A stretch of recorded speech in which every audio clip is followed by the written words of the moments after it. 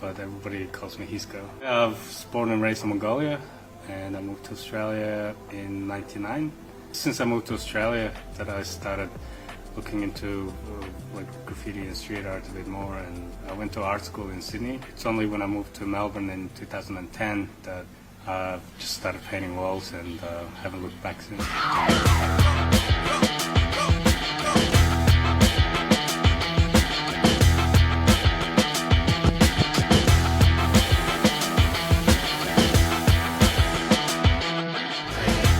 I think he's a modern day genius because Hisco can put his hand to anything from real grunge tag type images through to a photorealistic image. But the thing that struck me was his ability to translate a postage size stamp image up to a two-storey building.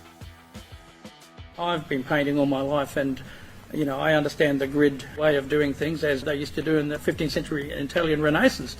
But this man just looks at his Facebook page and next minute there's this huge image up on the wall. My father was a bit of an artist. I grew up watching him paint and draw and this and that. He did give me a couple of lessons here and there, just the basics of anatomy or how to do the proportions of the face and stuff like that. But apart from that, I'm mostly self-taught. This day and age, there's so much resource online. Just have to practice and paint pretty much every day. This particular project started when Eric Greenaway, who's the local Yarram identity, came into our bar one night and thought, I love this work that you've had Hisco come down and put on the bar. What would happen if we got 10 of these done around town and we actually attracted a whole lot of people to come to Yarram and called it Hisco Town? It's definitely interesting to be in Yarram because it's one of the biggest projects I've taken on. It's incredibly progressive for a town to turn into street art. The silos are just one big thing that people can look at, whereas it's a whole town with lots of things. To be able to do it as just a one artist thing, it's really unique. Wayne talked about putting one at the Coffee Palace at the start of the town. And then I thought I'd love to have Gary Player, who's one of the real heroes of golf, who come and played here in 1956, and we had a beautiful photo of him. So I thought that'd be lovely to have that up on the wall at the golf club. Ralph Vale, he become quite famous in Yarram for a Tara Festival every year, having his bullock team here. This area was originally developed with bullock teams. Port Albert was the biggest port in Victoria at one stage. We're going to put QR codes on every building, and those codes will take people back to a web page that will then give the backstories of all the things behind each image and why it's there, and also lead them into places to stay, where to go, where to eat, and all the other attractions of living here in this fabulous part of the world.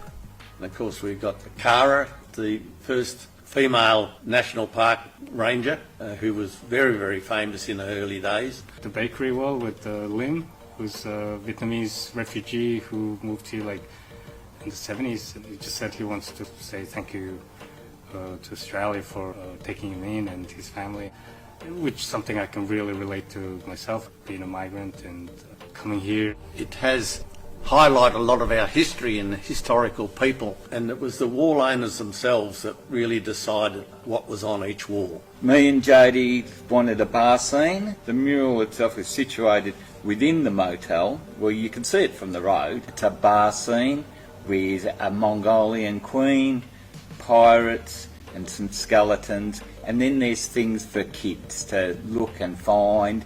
There's also another one out the front.